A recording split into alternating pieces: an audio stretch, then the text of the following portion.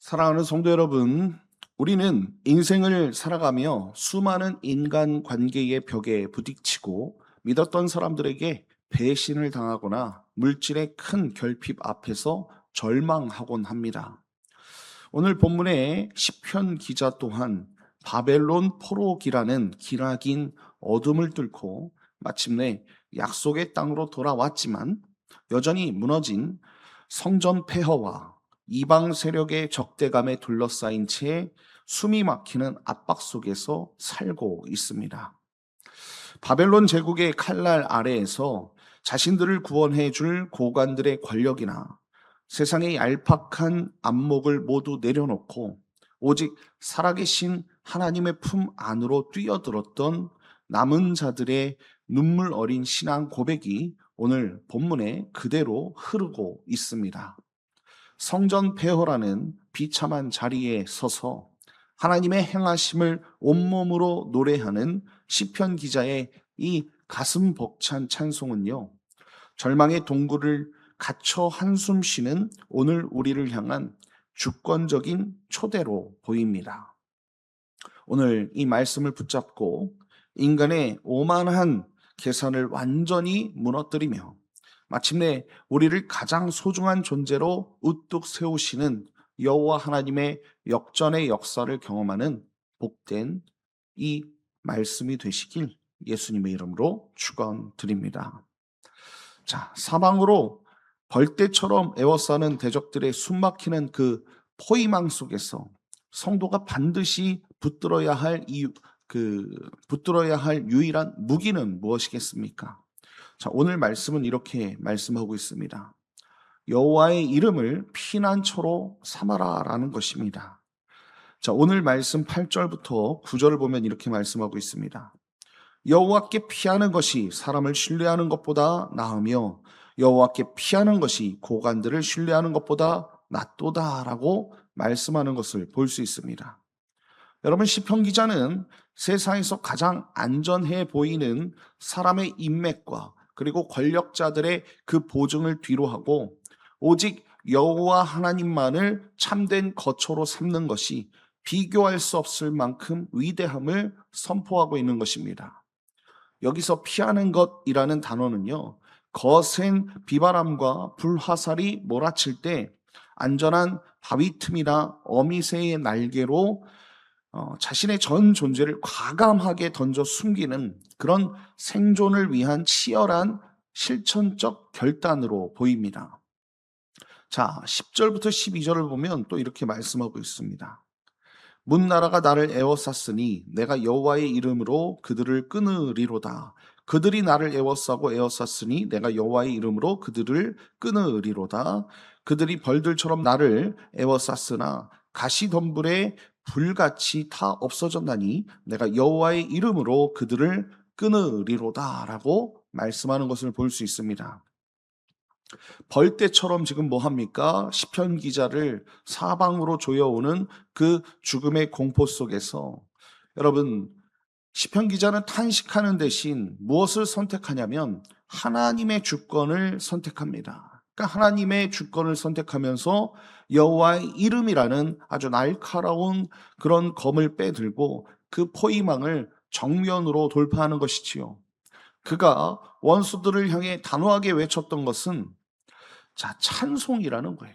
여러분, 이 찬송은요, 평온한 성소의 노랫소리가 아니라 포도나무 가지를 가차 없이 쳐내듯이 원수를 도륙하고 부르는 전투의 승전가이자 맹렬한 그런 승리의 선포가 이 찬송으로 쓰여져 있다는 것입니다. 여러분, 이 찬송의 뿌리는 포도나무 가지나 적들의 숨통을 무자비하게 베어낸다는 뜻의 동사, 베어버리고라는 이것에 근거를 두고 있어요.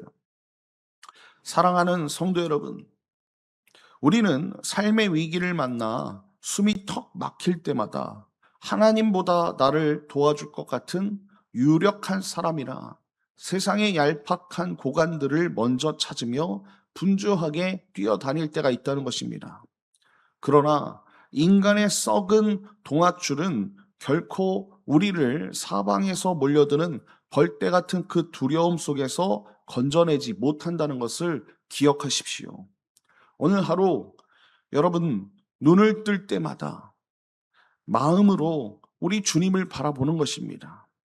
실제적인 염려와 가계의 그 걱정들이 나에게 도움이 되지 않아요. 그것을 생각한다고 우리에게 도움이 되지 않지 않습니까?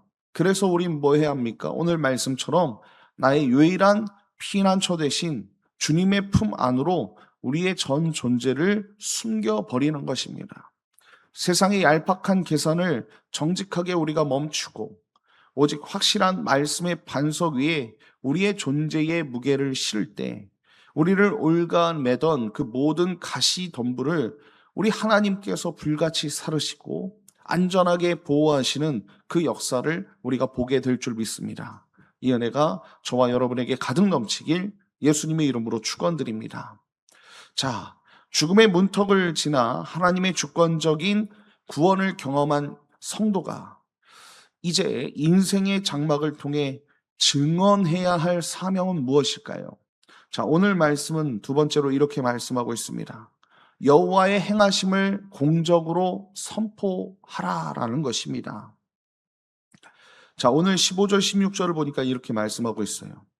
의인들의 장막에는 기쁜 소리, 구원의 소리가 있으며 여호와의 오른손이 권능을 베푸시며 여호와의 오른손이 높이 들렸으며 여호와의 오른손이 권능을 베푸시는도다라고 말씀하는 것을 볼 수 있습니다.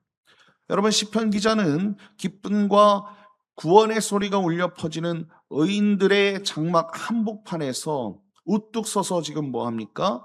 원수들을 깨뜨리신 구원의 유일한 힘이 여호와의 오른손이었다라고 그렇게 고백하고 있는 것을 볼 수 있어요. 아주 웅장하지 않습니까? 자, 그리고 17절, 18절에 이렇게 고백합니다. 내가 죽지 않고 살아서 여호와께서 하시는 일을 선포하리로다. 여호와께서 나를 심히 경책하셨어도 죽음에는 넘기지 아니하셨도다라고 말씀하는 것을 볼 수 있습니다. 여러분, 시편 기자는요, 자신이 죽지 않고 살아서 해야 할 단 한 가지의 궁극적인 사명을 깨달았다는 거예요. 그것은 바로 무엇입니까? 나를 살리신 하나님의 그 놀라운 구원을 공적인 자리 앞에, 그러니까 공동체 앞에서 공적으로 선포하는 그 증언의 삶을 살겠다라고 말씀하고 있어요. 나는 죽지 않고 살아서 이렇게 하겠다는 것입니다. 비록 인생의 여정 속에서 뼈아픈 징계를 겪었지요. 그렇죠? 18절에 보니까 그렇지 않습니까? 그 고난의 목적은 그러나 무엇이었습니까? 나를 완전히 파멸시키는 심판이 아니었다는 거예요. 성도의 믿음을 정결하게 보존하게 하시는 사랑의 징계이자 구속사적인 은혜였다는 것입니다. 사랑하는 성도 여러분, 우리가 주일 예배 한 번만으로 만족하는 그런 종교적인 행위에 젖어 살다 보면 우리가 고난을 만났을 때에 쉽게 불평하고 원망하고 그 속에 담긴 하나님의 인자한 섭리를 깨닫지 못하는 것입니다. 그냥 내게 왜 이런 일을 주셨지? 하나님은 나를 골탕 먹이시나? 이렇게 생각하는 거예요. 한 번 택하신 성도를 끝까지 보존하시는 이 하나님의 견인의 은혜를 우리는 신뢰할 수 없다는 것입니다. 그러나 여러분들께서 예배의 삶을 살고 하나님과 동행하시고 하나님과 함께 한다면 우리가 혼자 골방에 머무는 것보다 얼마나 큰 역사를 보겠습니까? 내가 처한 그 상황에서 보이지 않는 것이 보이게 된다는 거예요. 그래서 우리는 분명히 이렇게 고백할 것입니다. 내가 죽지 않고 살아서 여호와의 일을, 그 행하시는 일을 선포하리로다. 이렇게 고백할 수 있을 것입니다. 여러분들이 하나님의 그 사랑과 은혜를 깨달으시길 바랍니다. 그래서 여러분들의 가정과 일터, 그 생생한 여러분들의 삶의 자리에서 주님의 은혜를 깨달으시고 주님의 그 사랑 가운데 거하셔서 주님이 일하신 그 행적을 여러분들이 공적으로 선포하는 그 역사가 우리 가운데 가득 넘치길 예수님의 이름으로 축원드립니다.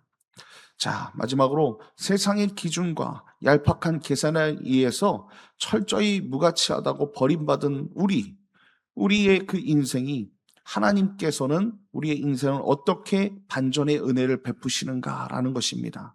자, 오늘 본문 마지막 세 번째는 이렇게 말씀하고 있어요. 버려진 나를 가장 소중한 존재로 높여 주신다는 것입니다. 자, 오늘 22절, 23절을 보니까 이렇게 말씀하고 있습니다. 건축자가 버린 돌이 집 모퉁이의 머릿돌이 되었나니 이는 여호와께서 행하신 것이요 우리 눈에 기이한 바로다라고 말씀하는 것을 볼 수 있습니다. 세상의 위대한 건축가들은 철저한 계산 끝에 쓸모없고 가치 없다고 판단하여 특정 돌을 쓰레기 더미로 완전히 내던지는 그런 조치를 취합니다. 그러나 하나님은 인간의 얄팍한 판단을 철저히 비웃으시면서 바닥에 멸시받고 내던져졌던 그 버려진 돌을 가장 높고 안전한 기초가 되는 집 모퉁이의 머릿돌로 수직 상승시키는 아주 놀라운 반전의 기적을 친히 행하시는 것을 오늘 말씀을 통해서 우리는 알 수 있습니다. 오늘 25절을 보면 또 이렇게 말씀하고 있습니다. 여호와여 구하옵나니 이제 구원하소서. 여호와여 우리가 구하옵나니 이제 형통하게 하소서라고 말씀하는 것을 볼 수 있습니다. 축제의 한가운데 서서 부르짖는 이제 구원하소서라는 이 말씀은요, 예수님이 예루살렘에 입성하실 때 울려 퍼진 호산나의 기원 아니겠습니까? 이제 형통하게 하소서라는 이 절규와 함께 간절한 촉구를 나타내는 단어가 결합하여 하나님의 통치를 삶의 자리로 끌어당기는 그런 치열한 신앙의 몸부림을 지금 보여주고 있다는 것입니다. 그리고 27절을 우리 다 같이 한번 읽어보겠습니다. 27절입니다.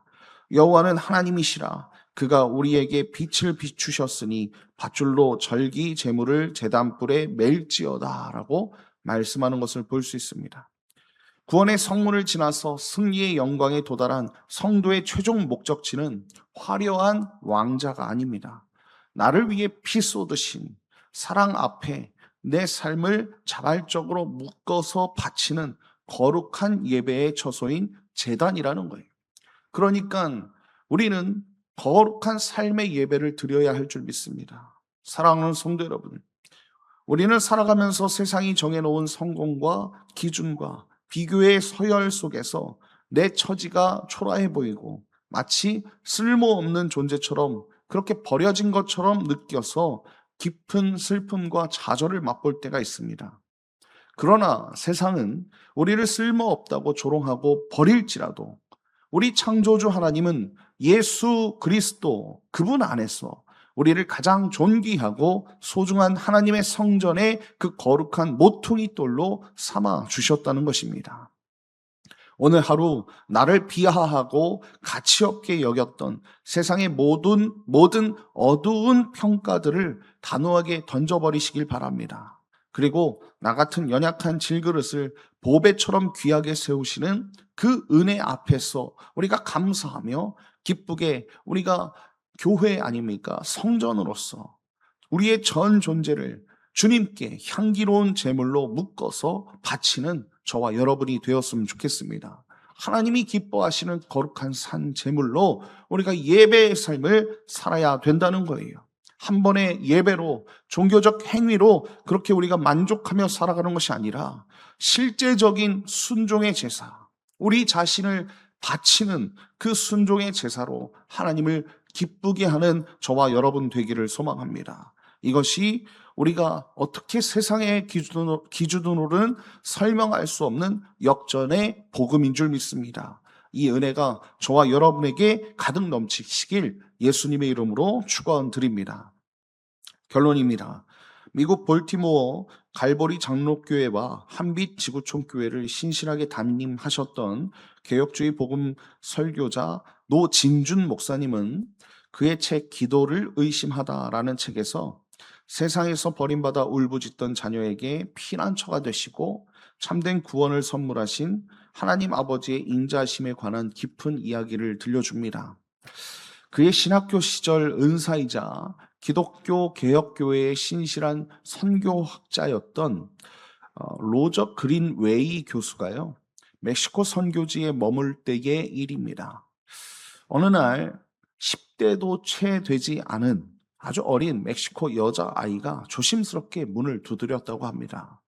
자초지종을 들어보니까 3살 때 엄마가 세상을 떠나고 알코올 중독인 아버지가 술에 취해 자기를 죽이려고 칼을 휘둘러서 4개월 전에 집을 뛰쳐나와 방황하고 있었다는 거예요. 사방이 막힌 채 쓰레기통을 뒤지며 철저히 세상에서 가장 쓸모없는 존재처럼 버려졌던 이 가여운 아이를 위해 그린웨이 교수 부부는요, 법적인 정식 절차를 거쳐서 입양하기로 결정을 했습니다. 그리고 아이에게 따뜻하게 이렇게 선포하지요. 이제부터 너는 내 딸이다. 필요한 것이 있다면 참지 말고 무엇이든 내게 말을 해다오.